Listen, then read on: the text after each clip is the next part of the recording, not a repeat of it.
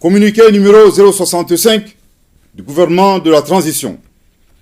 Le gouvernement de la transition, dans le cadre de la mise en œuvre de l'accord pour la paix et la réconciliation au Mali issu du processus d'Alger, signé en 2015, partage avec l'opinion nationale et internationale les faits graves ci-dessous. 1. Le changement de posture de certains groupes signataires de l'accord pour la paix et la réconciliation au Mali, issu du processus d'Alger, devenus des acteurs terroristes et poursuivis par la justice malienne après avoir commis et revendiqué des actes terroristes. 2.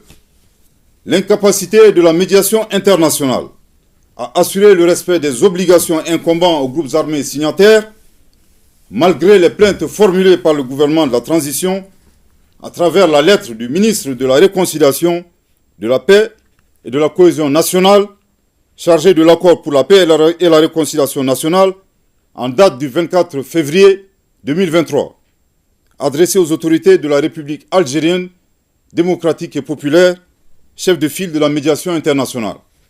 3. Les actes d'hostilité et d'instrumentalisation de l'accord de la part des autorités algériennes, dont le pays est le chef de file de la médiation internationale, tel que mentionné dans le communiqué numéro 064 du 25 janvier 2024 du gouvernement de la transition.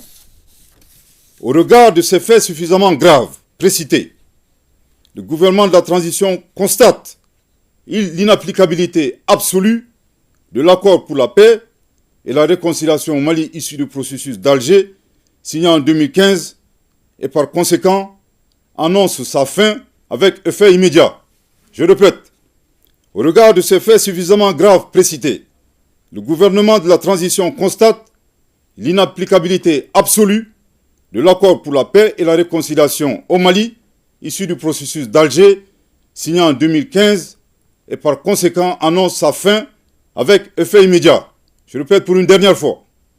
Au regard de ces faits suffisamment graves précités, le gouvernement de la transition constate l'inapplicabilité absolue de l'accord pour la paix et la réconciliation au Mali, issu du processus d'Alger, signé en 2015, et par conséquent annonce sa fin avec effet immédiat.